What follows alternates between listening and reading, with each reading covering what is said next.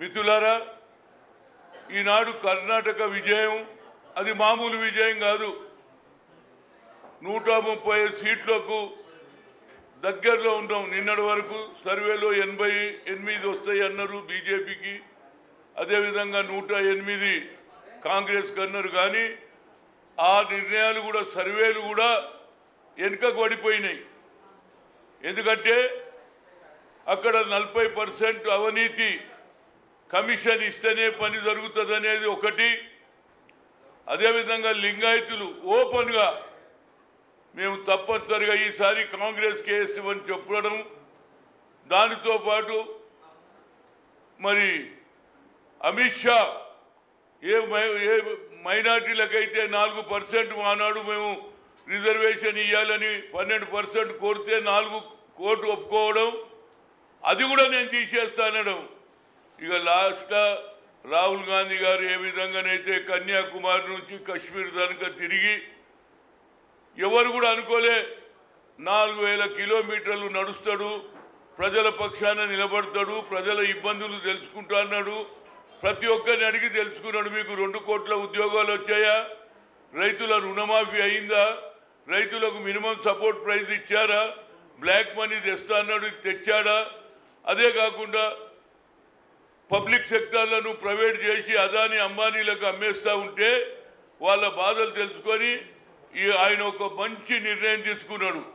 తరతరాల నుంచి ఎన్నో రోజుల నుంచి ఓబీసీ ఎంపీస్ కన్వీనర్గా గత 11 ఏళ్ళు అంటే 8 ఏళ్ళు నరేంద్ర మోడీతో ప్రభుత్వంలో అడగడం మొదలుపెట్టాము. అయ్యా మా రిజర్వేషన్ ఎప్పుడు పెంచుతారు, మా క్యాస్ట్ సెన్సస్ ఎప్పుడు చేస్తారు అంటే ఒక్కనాడు కూడా నోరు తెరపలే ఉన్నాడు. 40 మంది ఉన్నాడు, 60 ఉన్నాడు, 80 మంది.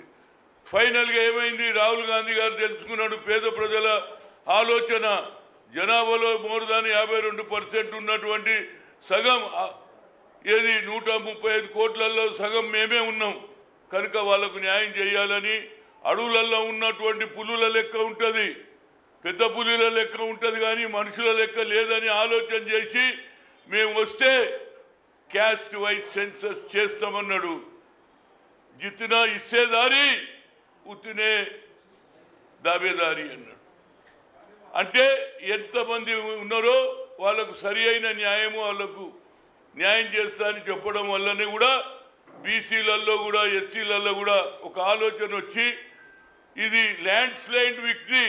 ఈ విక్టరీ కేవలం కర్ణాటక కాదు, యావత్ భారతదేశంలో నరేంద్ర మోడీని ఓడించగల ఏకైక మునగాడు ఎవరైనా ఉన్నాడంటే అది రాహుల్ గాంధీ. ఇది పెద్ద డిఫీటు, నరేంద్ర మోడీ వర్సెస్ రాహుల్ గాంధీ అయింది.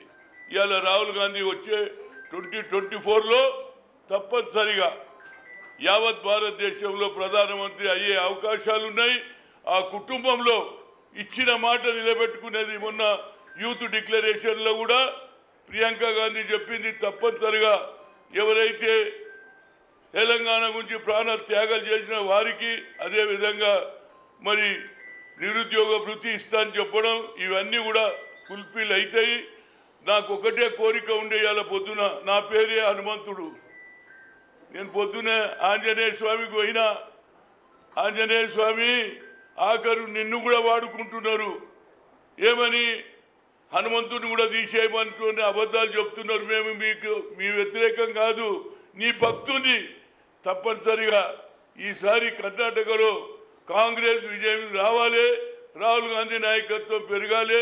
తప్పనిసరిగా ఈ ఆలోచన యావత్ భారతదేశంలో ఏది రాహుల్ గాంధీ గారు ఇచ్చిన మాట, వాళ్ళ తల్లి కూడా సోనియా గాంధీ ఇంతమంది చచ్చిపోతుంటే ఆమె ఇస్తాన్నది ఇచ్చింది. ఆంధ్రలో వ్యతిరేకమైన ఇచ్చిన మాట నిలబెట్టుకున్న కుటుంబం. అదే నరేంద్ర మోడీ మాటలు చెప్పాడు, సంవత్సరానికి 2 కోట్ల ఉద్యోగాలు ఇవ్వలే, బ్లాక్ మనీ ఇవ్వలే, ఆఖరుకు రైతులు ఒక సంవత్సరం రోడ్డు మీద కూర్చుంటా వాళ్ళకు మినిమం సపోర్ట్ ప్రైజ్ ఇవ్వకుండా ఆఖరుకు అదానిని పైకి లేపుతున్నాడు, పేదవాన్ని భూమిలో దొక్కేస్తున్నాడు. కాబట్టి ఇది పేద ప్రజల విజయం, అది ముఖ్యంగా రాహుల్ గాంధీ గారి విజయం, నరేంద్ర మోడీ ఓటమి అని ఈ మీ ద్వారా చెప్తున్నా. ఇక నరేంద్ర మోడీ ఇక మాటలు బంద్ చేయి, మన్ కీ బాత్ బంద్ చేయి, కేవలం అబద్ధాలు చెప్పి ప్రజలలో మోసం చేస్తే ప్రజలు నిన్ను గుర్తించిండ్రు. ఈయన అబద్ధాలు చెప్పే ముఖ్యమంత్రి. సంవత్సరానికి 15 లక్షలు జమ చేస్తున్నావు, ప్రతి ఒక్కరు కూడా ఇయ్యాలు వస్తాయి రేపు వస్తాయని అన్నారు. నేను బీహార్ పోయినప్పుడు ఒక ఆడపడుచు పాపం 70 ఏళ్ళ ముసలామె రావడం, మేరే పైసే ఆయక్యా పైసే కాంత ఆఖరి కానీ అన్నాడు.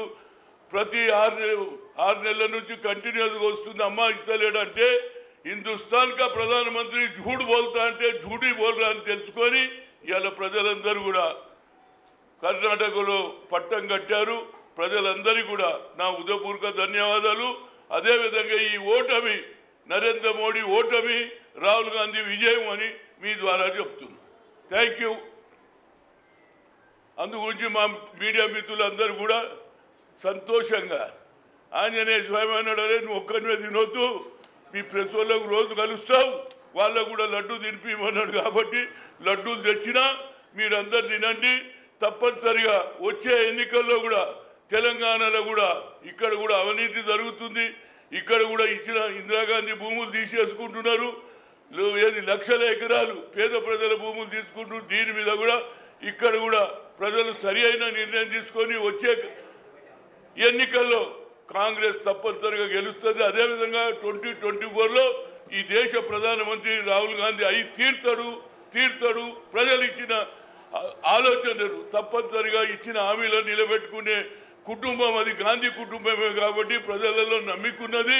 ఇందిరమ్మ ఇచ్చిన ల్యాండ్ కూడా అసైన్ ల్యాండ్ తీసుకుంటున్నారు, పేద ప్రజల భూములు తీసుకుంటున్నారు, కోటీశ్వరులకు లాభం చేస్తున్నారు. కాబట్టి పేద ప్రజలందరూ తప్పక వచ్చే ఎన్నికల్లో కాంగ్రెస్ హస్తం గుర్తుకు ఓటు వేయాలని కోరుతూ, మరి లడ్డూలు కూడా ఆంజనేయ స్వామి చెప్పిండు, అరే నువ్వు అందరికీ లడ్డూలు తినిపించాలన్నాడు. నేను లడ్డూలు తీసుకొని వచ్చినా మీరు అందరు తినండి. రైట్. హాయ్ ఫ్రెండ్స్, మా టుడే టుమారో యూట్యూబ్ ఛానల్ చూస్తున్నందుకు చాలా థ్యాంక్స్. మరిన్ని లేటెస్ట్ వీడియోస్ కోసం వెంటనే సబ్స్క్రైబ్ చేయండి. అలాగే ఈ బెల్ ని కూడా రింగ్ చేసేయండి. మా నోటిఫికేషన్స్ అన్ని మీ మొబైల్లో వస్తాయి. అలాగే మా వీడియోస్ మీకు నచ్చితే లైక్ చేయండి, షేర్ చేయండి, నచ్చకపోతే కామెంట్ చేయండి.